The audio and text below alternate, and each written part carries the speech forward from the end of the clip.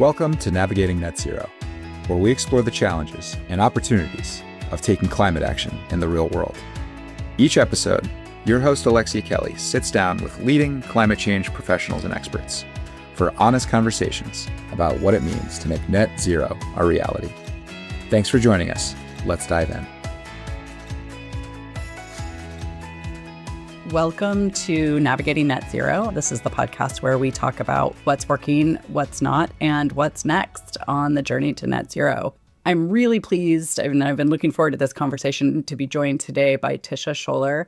Tish and I met, I think, 3 years ago at a Stanford oil and gas conference. One of my commitments when I left the climate bubble and then came back into it was that I wanted to spend more time talking to people who aren't part of the bubble and who aren't inside of the bubble. And when I heard Tisha speaking at this conference, it was very clear that she similarly lived in that kind of messy middle space, and we hit it off right away.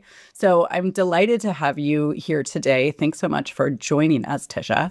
I'm so happy to be here, and I'm happy to join you with 1 foot in the bubble and 1 foot out of the bubble. I think we need a name for whatever that looks like besides just the messy middle. So for those of you who don't know Tisha is the founder of Adamantine Energy, where she helps energy and oil and gas companies turn their sustainability and decarbonization goals into action.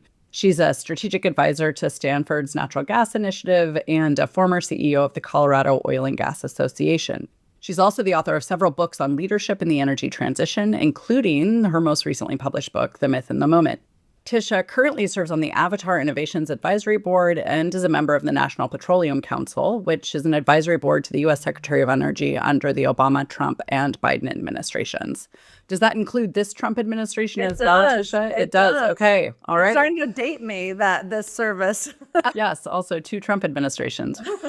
She's the author of 4 books: Accidentally Adamant, 2018, The Game Changers Playbook, How Oil and Gas Leaders Thrive in an Era of Continuous Disruption, which published in 2020, Real Decarbonization, How Oil and Gas Companies Are Seizing the Low Carbon Future, and The Myth and the Moment, From Polarization to Progress in the New Energy Landscape, which just came out in 2025. Tisha authors Both of These Things Are True, which is a weekly email newsletter, and hosts the Energy Thinks podcast, which I've been privileged to be a guest on, and I certainly read with avid interest your newsletter on a regular basis. So thanks so much for joining me here on Navigating Net Zero today. I'm so happy to be here. I look forward to this conversation as well. So, Tisha, tell me a little bit about your career path and how you came to work in this messy middle area that we have been talking so much about as just being sort of fundamentally important and challenging as we navigate the energy transition and the what did you call it in another podcast? The quad crisis? Millennium?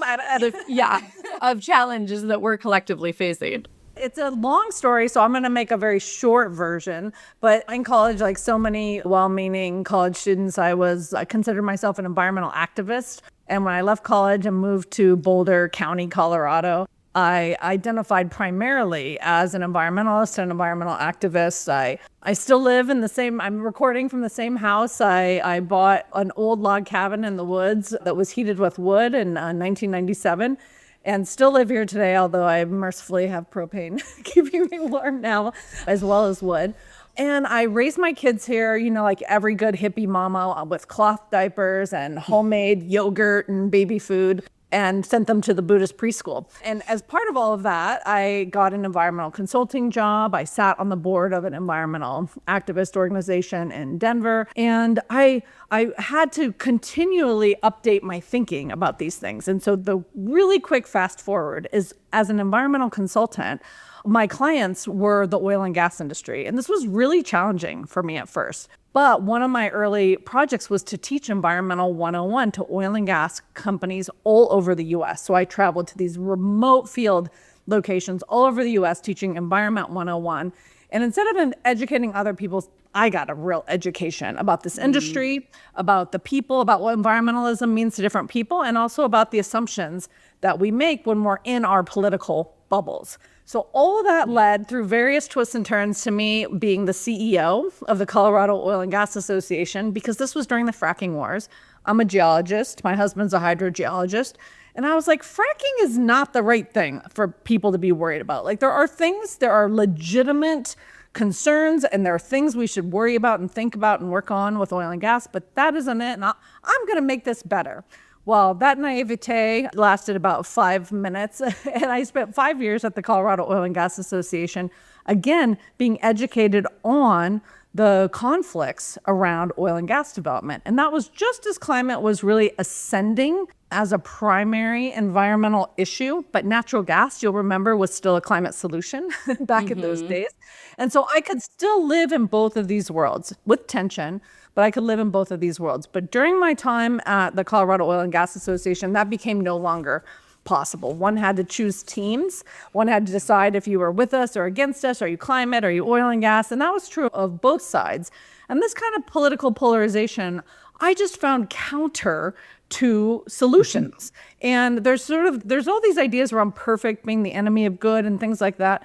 Well, what I really found is that polarization is the enemy of progress. And if you, and at some point you have to decide if you're more committed to the fight or are you more committed to progress. And if you're more committed to progress, then you have to lean in and work with people that you find to be the other. And this is true in many arenas, but climate is just one of them.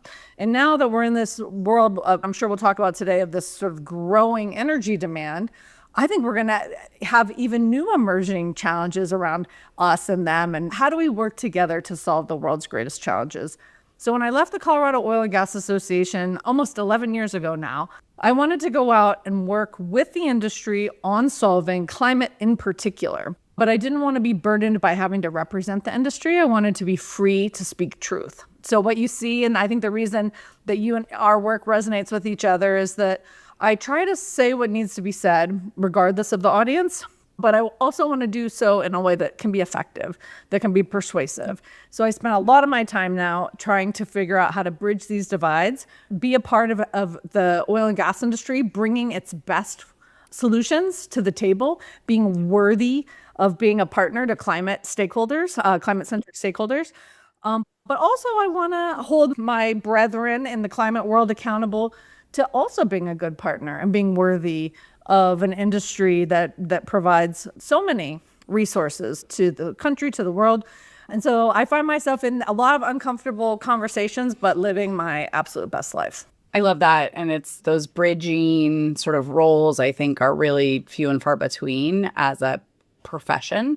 Because to your point, you do sort of have to pick a side or a tribal identity in order to sort of get the job, to be able to be included and viewed as the in job. And I personally spend a lot of time being accused by being a corporate shill by the environmental community and activist movement. And on the other hand, being accused of just being the crazy lady in the corner talking about nutso stuff like climate change for people who do not ever think about climate change as part of their day job. And I think that figuring out how to speak in good faith and with authenticity and clarity to both of those audiences in words that they can understand is one of the greatest challenges that doesn't just face us in the climate community, but actually in sort of democracy and America more broadly, as we're just in this moment of incredible polarization, siloed information chambers and pathways and channels. And I want to talk about that a little bit, because I'd love to have you walk us through kind of what is the story that the oil and gas industry tells itself about kind of where we are, both with respect to addressing climate and more broadly just in the energy transition, and how does that differ from what you hear in the environmental community and kind of this idea of an easy energy transition, which we'll talk more about. Yeah, before I answer your question, I do want to put an exclamation point on the point you're making, which is that there's this sort of interesting fiction that it takes courage to be an activist in a polarized world. Like, oh, I'm out speaking truth to power. Oh, I'm out protesting. Oh, I'm out writing a bunch of mean tweets about X, Y, or Z. And there's this sort of strange fiction that these are the courageous souls speaking truth to whomever the other side is.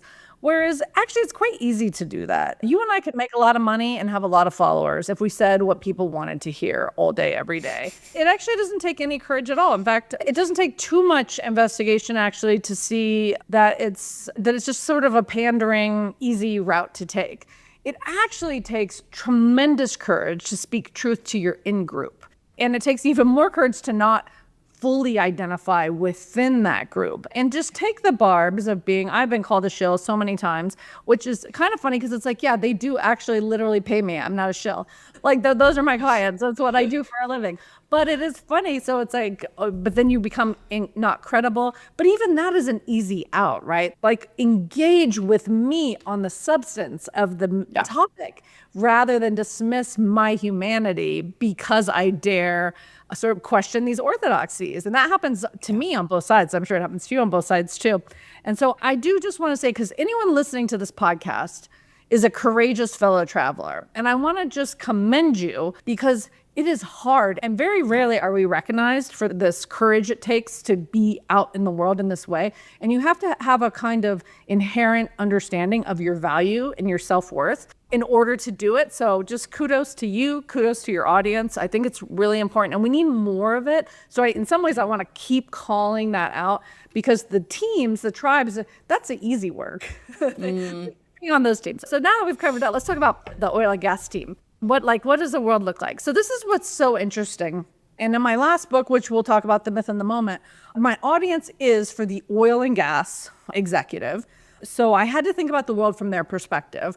But what I also had to do was think about who is this stakeholder group that puts climate at the center of their story. So there's a thinking about an audience, but there's also thinking about the other audience as well.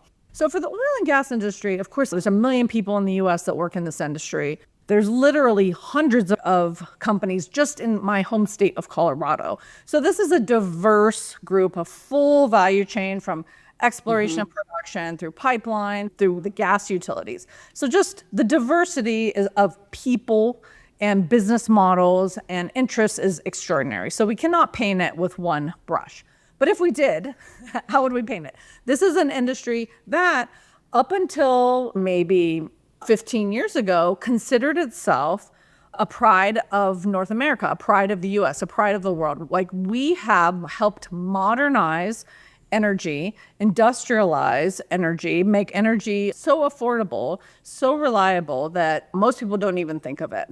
So this was really a story of an industry that took great pride in its role in modernizing America. And in fact, when I started at the Colorado Oil and Gas Association, so this was 2009, the thing that struck me most was how surprised executives were by the opposition and the backlash. There was a real sense of fusion. And in many ways, this was generational, right? You had the baby boomers who'd sort of come up of age in this amazing modernization period. They were overseeing this extraordinary transformation, the shale revolution, that was literally changing geopolitics around the world because the US could be self-sufficient in both oil and natural gas.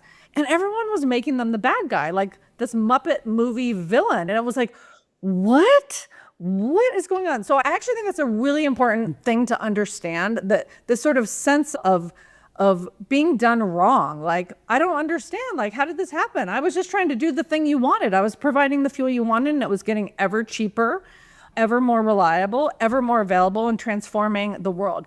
That's important because then as climate rose as an issue, interestingly, I think we had a lot of agreement. Like when I started the Colorado Oil and Gas Association, I had initiatives on wildlife corridors, water use, remediation. Like there was just so much agreement around like protecting the environment, reducing our footprint.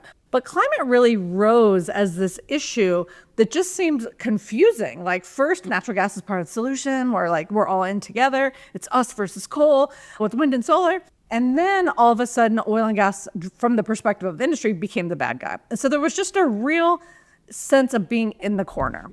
Now, in the last 10 years, I think what we've seen with the rise of net zero, the rise of sustainability and ESG, is that I think the industry really showed up and came to the table, and you kind of separated the wheat from the chaff in terms of you had a lot of first mover companies engaged, interested, working, setting aspirations, reducing their footprint, having these huge methane emissions monitoring programs, differentiated gas, low carbon intensity oil, like all these investments in CCS. I think the industry really came and played ball. And now the disruption we're having is as unsettling for these companies, you can imagine, as it is for everyone else. Yeah. Like, wait, you just sort of got on like into the mix with all of these things. We set up whole business lines. We made huge investments. We were leading hydrogen hubs, CCS hubs, DAC hubs. And there's a real sense of disorientation, I think, for everyone in this moment. And that's why I wrote my book and I try to write my newsletter to speak to this confusion. Like, are we going backwards? Are we going forward? So I do think there's a real sense of unsettledness about like, what are the rules? What is expected of us? Who are the stakeholders that matter? And we can talk about where I land on all those things. But this is a moment that is as, I think, confusing and unsettling for companies as it is for climate activists, just in different ways. They need to make 20 and 30-year investments in this environment. Like, that's a very challenging place to be.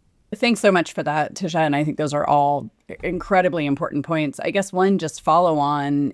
So this question of, we have large capital investment decisions we need to make. We have started, I think, to invest in building out low carbon products and solutions kind of across the board, with a particular emphasis and focus on the decarbonization solutions that both enable the fossil fuel industry to continue to provide the core services to the economy that it provides and to play to their strengths, right? Which is, no one knows more about enhanced oil recovery and its implications for long-term carbon sort of storage than the oil and gas industry, right? Like, nobody knows more about moving molecules and tons around through hard infrastructure than the oil and gas industry. Like, they are the globally recognized experts on a wide range of things that we need to do and to lean into and to get really good at much faster than they're given credit for, certainly in my circles. And the thing that I hear so often is like, any engagement with them is just perpetuating their continued existence. If you install any kind of abatement technology or equipment on any fossil fuel production facility or emission source, then you are allowing them to continue to exist and prolonging their lifetime, when what we should be doing is phasing them out completely. And that there's no point in even having a conversation with them, because these companies are also inherently corrupt and sort of opposed to any kind of action on climate change. They're never going to engage in good faith.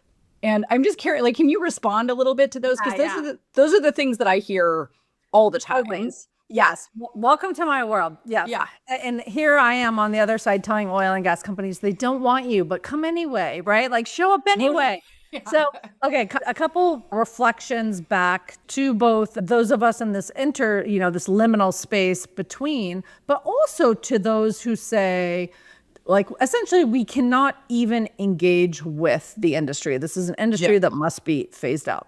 So there's a couple interesting thoughts around that. One, from just a pure environmental perspective, the idea of shutting down and wholesale replacing the oil infrastructure, let's just take America, the natural gas infrastructure in America, and replacing it with something else would be like devastating environmentally. So just first, like, from a practical, like, environmental perspective, like, we want to reuse, repurpose, upgrade, enhance as much as possible. And we're talking about millions of miles of pipe. Resources plumbed into almost every building and household in America. Like, there's just a certain pragmatism to acknowledge the ubiquitous nature of oil and gas and asking, okay, even if we just wanted to like phase it down forever, we still want to engage to lower the carbon intensity and the emissions and environmental footprint of that industry. So there's just like a first sort of like practical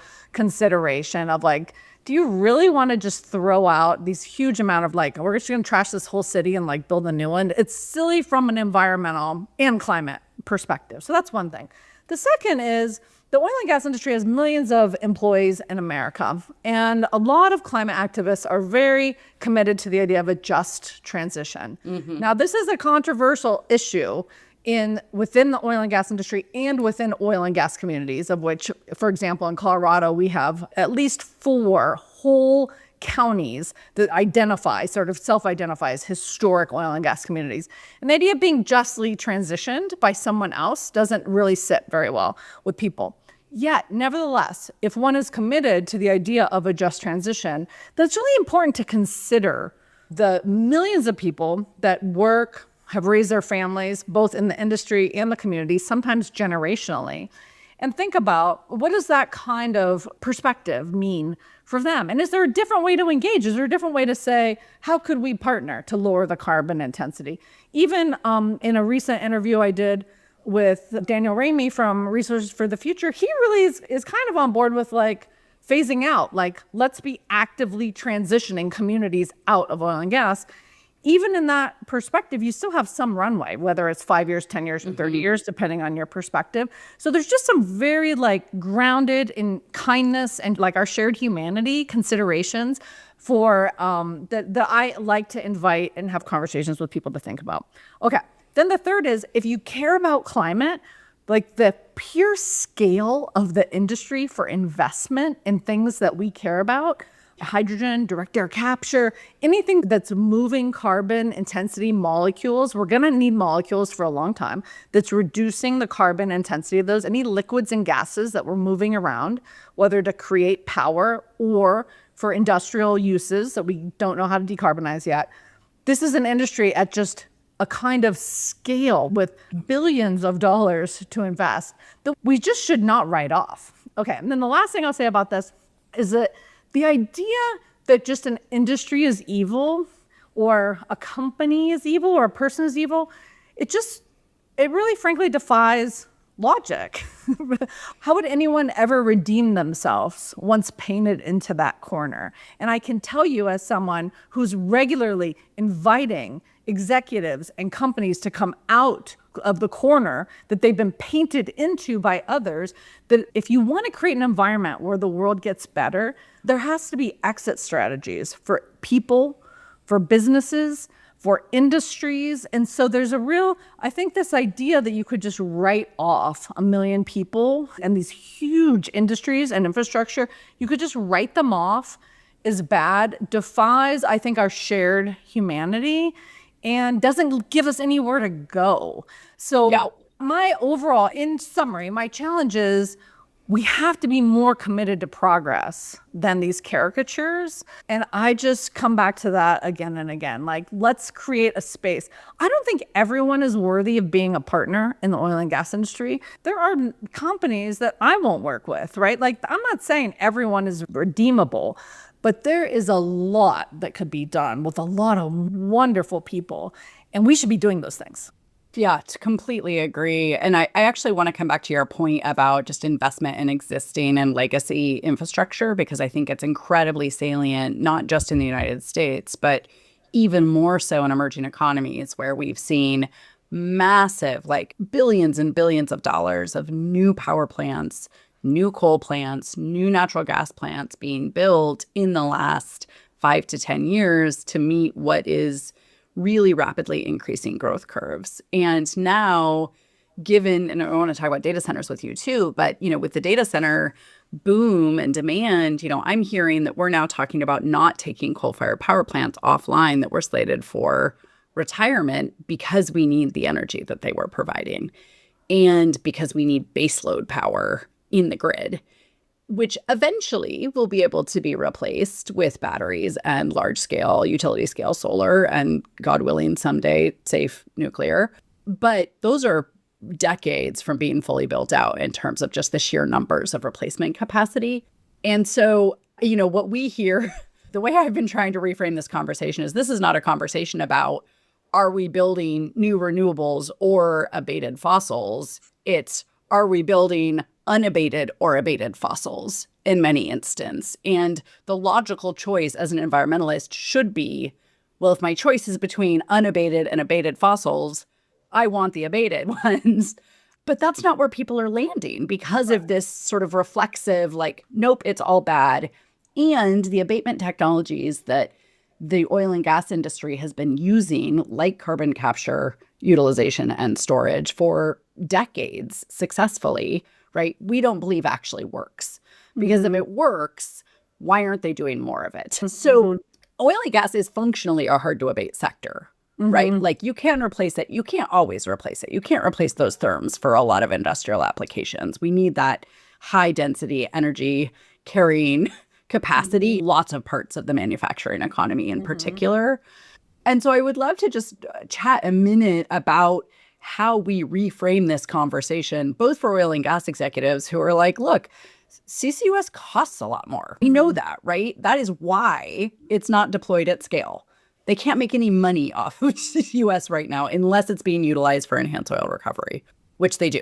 So given that, we know that it's not being deployed at scale across the industry, and this reflexive sort of opposition from the environmental movement, one of what is in my mind the most obvious and sort of readily available, scalable ways to abate the emissions from our existing and legacy infrastructure is, in fact, large-scale deployment of CCUS and of material substitution and switching. How is the oil and gas industry thinking about CCUS now, and how is that conversation playing out kind of in the conversations that you have?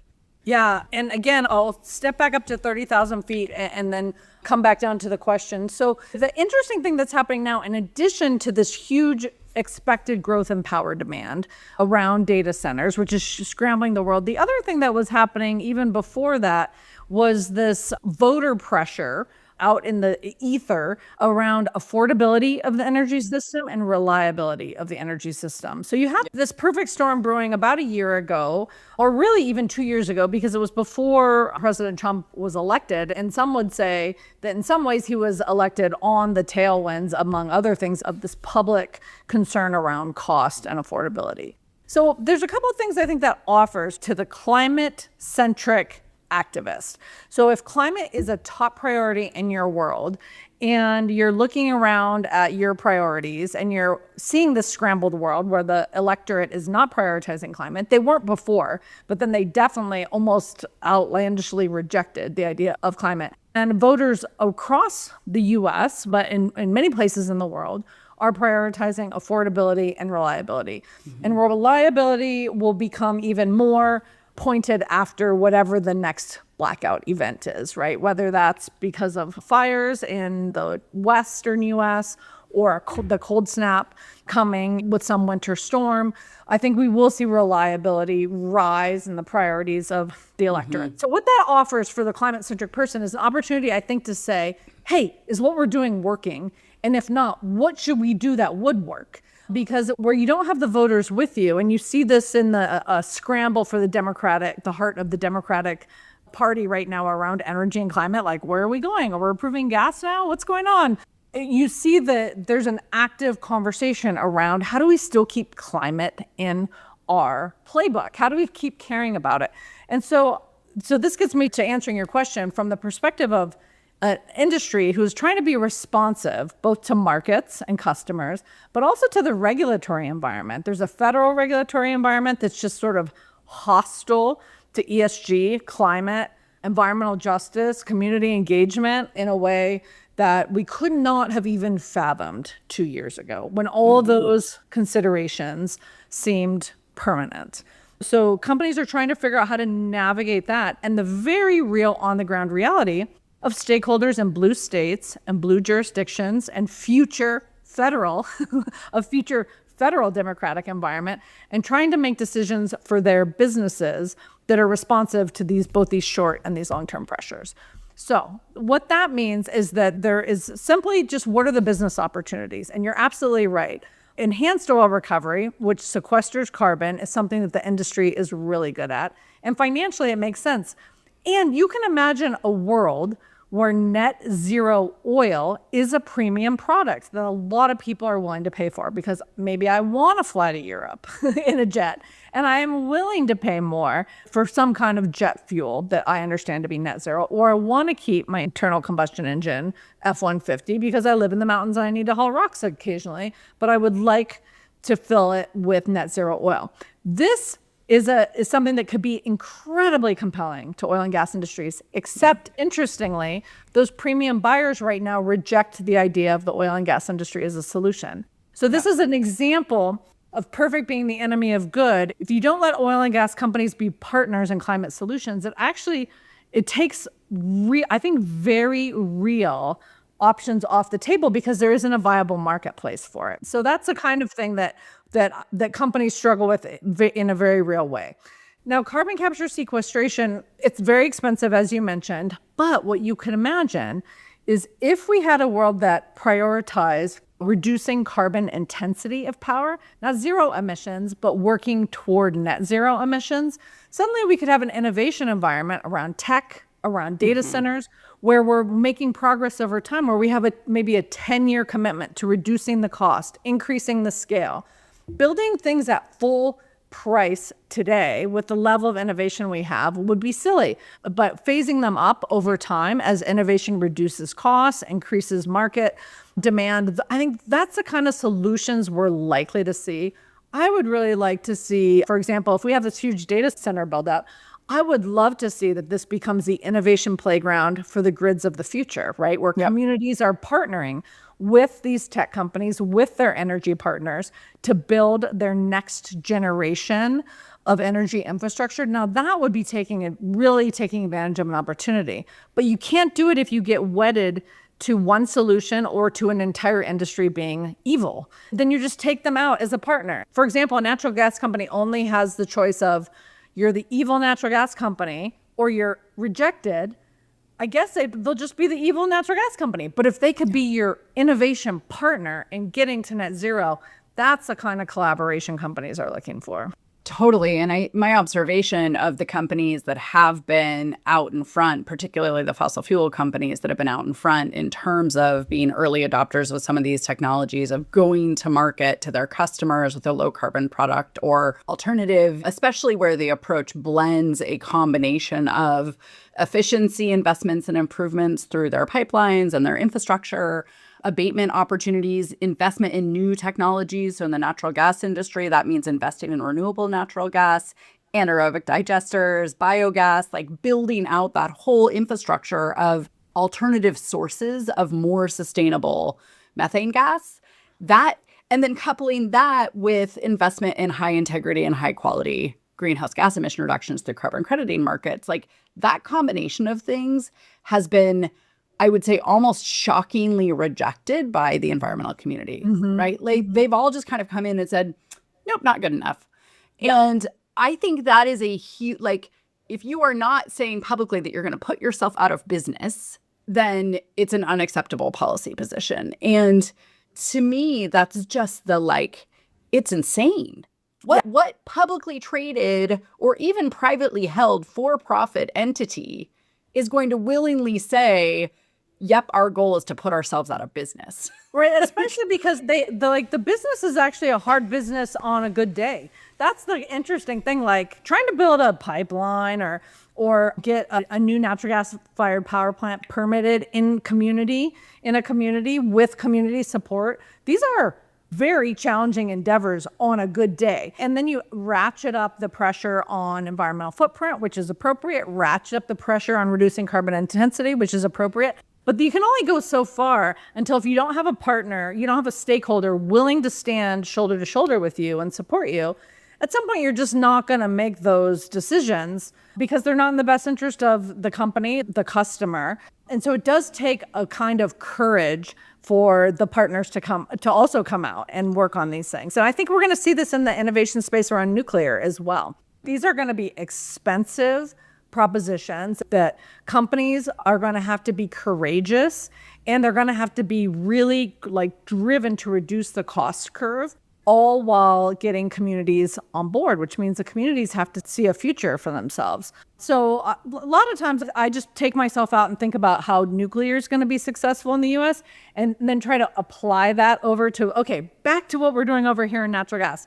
Essentially, in the end, I think abated natural gas and nuclear are competing for the future of power in America, and they both have pros and cons, and they're going to need a lot of really innovative partners. The good news is we can get to net zero. We will get to net zero. And I think at this particular moment, the question is, will the environmental community still be there with us working on it? Or will it have to morph into something else? Because right now it feels like these forces will not be stopped. The forces of community, the forces of power demand. And so we're going to need important partners. And it could be that the communities are going to rise as the stakeholders that demand the most engagement. And that actually would be appropriate. Yeah, somewhat terrifying if you've been to a city council meeting lately at a small rural place, which I go to. Yes. I mean, I think it's a real challenge. And I think this is a challenge for our space, is just figuring out how you defend incrementalism, because that's really what this is, right? This is recognizing that the less dirty is better than the dirty. Yes. And it's not as good as the dark green that we all want to get to. But in this next 10 to 15 year period, like, we need to be wholeheartedly engaging with, okay, how much more can we just squeeze that margin down? And to your point, I love that you're focusing on the efficiency aspect of it, because that is fundamental to driving. And when you're Shell or Chevron, right, you emit 500 million tons a year. You are among the largest global emitters, right? Full stop. And you dwarf Amazon and Netflix by 100. Like, it's just, you're not even in the same category in terms of your net emissions impact.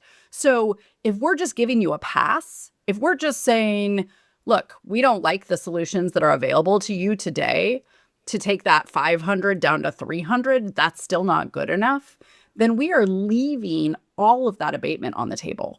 I think that's a really smart way to think of it. You're approaching this in the same way. So at this particular moment, my engagement with companies is around, like, in what ways can you stay the course, right? On decarbonization, on reducing carbon intensity, on environmental justice, on community engagement. In what ways can you stay the course, and why would you? And the questions I have to answer from them is, they're under political pressure, shareholder pressure, customer pressure, cost. They're going out to compete for these contracts in a world now that isn't putting a carbon constraint on it. For a little while, we were like, well, Europe's the backstop. Is Europe the backstop? Is Asia the backstop on carbon intensity? So the companies really have to think about, what is my 10, 20, and 30-year competitive environment? And I think it's useful as a climate or environmental activist to take the idea of, like, just doing the right thing off the table. There is not a clear do the right thing if you're an industry executive, because do the right thing by whom? By your employees' measure, by your shareholders' measure, that you have actually a legal responsibility to the communities within which you operate, to your customers of today, to your customers of tomorrow. And so the sort of moralizing, it undermines our sense of progress. Whereas if we actually ask, like you are, how do I get these, like, how do I align the enlightened self-interest of a company with my interest, which is reducing carbon emissions? How do I do that? That's the right question. That's an interesting question. That's a question focused on progress. And I think anyone who isn't thinking incrementally today is probably more wedded to the fight than to solutions, because I cannot see an absolutism winning the day. Yeah. I can't see it. I mean, maybe you sleep better at night if that's your thing, but I think, like, one would have to self-reflect. Like, this has become a religion. I am faithful to my religion. I am not committed to progress. If you stay in that zone.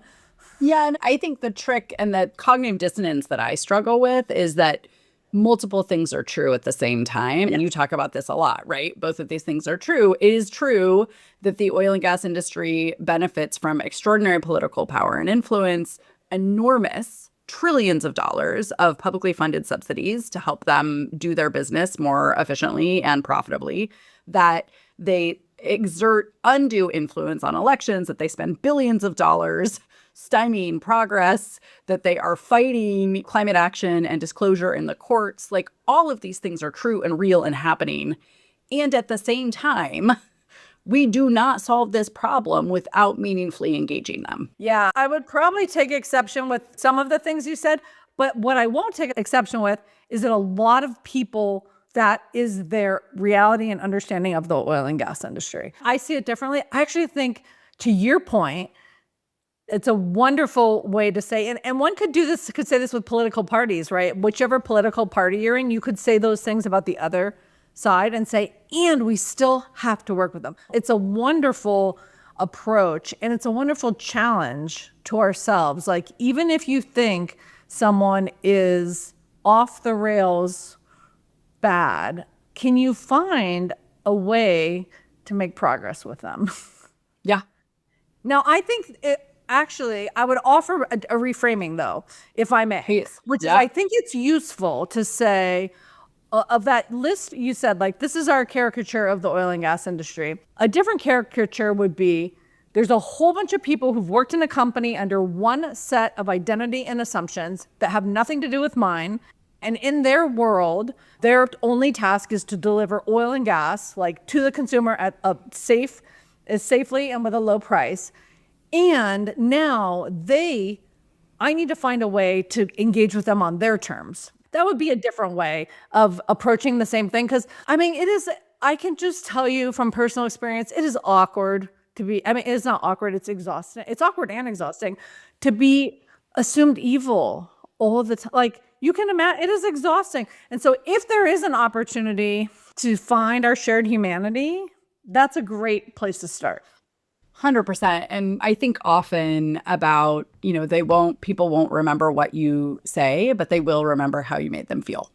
That's a really good point. Yeah. And I think about that a lot in the conversation and really trying to channel, because you're totally right. It is really hard and uncomfortable most of the time. And it feels very lonely to be sort of in this middle space, trying to reach a hand across the aisles and into two what are diametrically sometimes opposed worldviews. And so rebuilding that common sense of humanity that you're talking about and alignment around what are our shared objectives and how do we get to that enlightened self-interest space where, like, I know that if I can get you to move on a real legitimate, transparently disclosed methodology for differentiated gas, for example, that actually really will make a huge difference from an emissions reduction and mitigation perspective. But we also have to marry that on the other end with acceptance and recognition, particularly because we're stuck right now in this voluntary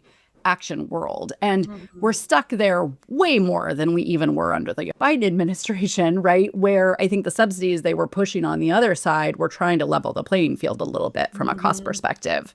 Many of those subsidies have gone, but not all of them. And so, like, to our conversation earlier about CCUS, like, that's one of the areas where the subsidies didn't go away. And so in this period of, certainly in the United States, like, is there an opportunity for us to move forward on trying to have a conversation about what does responsible deployment of CCUS look like from a ratepayer perspective, from an infrastructure adaptation perspective? How do we navigate that conversation?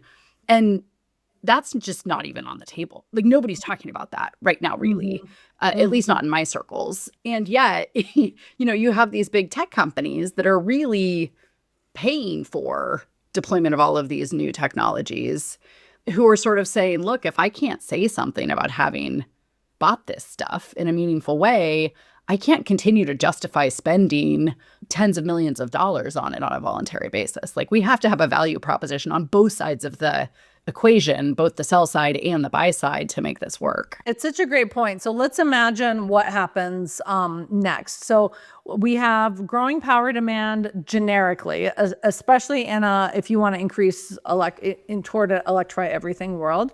And even for those who want to meaningfully displace all natural gas in buildings and residences and businesses, like, that's just electrify everything is going to just grow power demand so much. So we have that. And then we have the new data center driver. And so I think what could be a really meaningful scramble of the teams is, to your point, this idea that if tech companies, utilities, and whatever developer solution emerges, I'm hoping there will be some community-centric development opportunities. Like, for a little while, we were seeing energy hubs. Like, a community would say, we want to be an energy hub and we're going to have all of the above. So you could imagine a smart county right now would say, we want to attract new generation, new transmission, new pipelines, and next generation all to support, use data centers as the anchor tenant, and we're building the grid of the next 30 years and the energy system of the next 30 years. And you could imagine that that kind of community-centric would want decarbonizing as an element. In some places, not everywhere, but in some places, decarbonizing would be a core component. Now, what will be interesting is who will be the environmental partners for those endeavors. And will those environmental partners let incrementalism, let innovation, let cost curves matter? Because I do think that that smart environmental partners will be positioning themselves for CCS, for nuclear, for various forms of low and no carbon gases and liquids. Like, how are we moving down the cost curve? And by definition, those are all going to be incremental. But to your point, if no environmental organization shows up, if all they do is say, nope, nope, nope, no nuclear, no natural gas, why would anyone prioritize that anymore? There isn't a natural constituency for low carbon. Yes, that's right. There's going to have to be an innovation of environmental climate activism towards this kind of innovative next generation energy system. Or like, if you're a tech company, why would you build natural gas plus CCS if all you're going to do is be critiqued for CCS? Just build the natural gas and get critiqued for that. And I think that would be a travesty. I really do. I think we have a generational opportunity to upgrade the energy system, and we should take it. We should take it and make it better. Yeah, I completely agree. So we're wrapping up here, but I just really specifically, like, I love this idea that you just laid out, and I think it's a brilliant one. I'm curious, though, what are other things you think the climate change community can or should be doing to engage more constructively with the oil and gas sector broadly? Yeah, I think there's a tiny moment between now and the midterms, right, where there's a real opportunity. I think everyone sees an opportunity that's not driven by whatever the next political wave of pressure is to get together. This would be, I think of this as like, oh my gosh, we got to have all our meaningful behind the scenes conversations, build relationship, build rapport between industry, tech, CCS, innovation providers, and environmental movement. Because once the midterms hits, and I think, how could there not be some kind of like big political backlash against the Trump administration? Then you could see we go back to the old way of being like, oh, it's an all or nothing kind of climate world.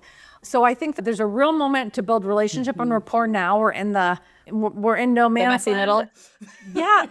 I really am looking to curate relationships with think tanks, with activist organizations, with academics who are interested in a new paradigm of decarbonization, which is really around next generation energy, thinking about net zero over like a 30-year time frame, not an immediate time frame, because looking for those of us that work in the CCS space, we've got to get this down to we've got to get the cost down. So we have to be innovating, reducing costs, reducing costs to get to the kind of scale that we're going to need.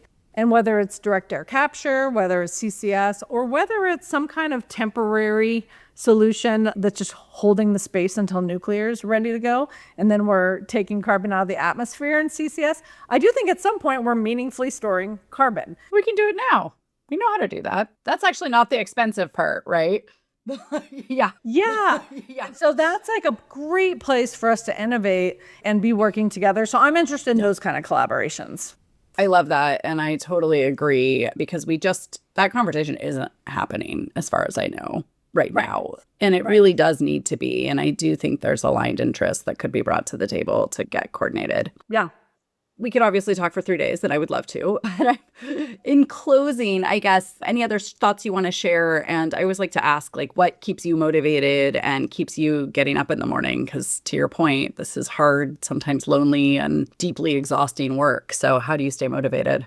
You know, I'm relentlessly optimistic. I actually think that all the things that make the world feel impossible right now, the political uncertainty, even the anti-wind, anti-climate, like federal politics, like all the stuff that's horrifying, the like rollbacks on interest in environmental justice, all this does, for those of us who are solution oriented, is scramble the playing field and give a chance for us to have a do-over. So I'm motivated because I see opportunities for new leaders to emerge, new paradigms of engagement to emerge. And and the funny thing is, like, this is as uncertain for companies and for the oil and gas industry as for everyone else. So they are as like on their toes, like, what's going to happen next? How do I prepare my business? Like, it's funny, out in the world, people think the industry is like, woohoo, we won. It's like the industry's like, what do I do now? What's going to come next? Like, where are my customers, my stakeholders going? All of this is opportunity for those of us who care to engage differently. So I just try to take everything that makes me cringe and say, okay, what's the opportunity here? And that's what keeps me going. And it's conversations with people like you that make me certain that we will prevail. Yeah. And I just want to double click on that, because I think this moment in time, really, we have tremendous uncertainty, but it is tremendous opportunity at the same time. I do think, I think we got it wrong, personally. Yeah. I think we got the narrative wrong. We got the message wrong. We got the policies largely wrong. And we need to take a really good hard look at what is the way we navigate. And I think actually the way that you framed this is not a forever thing.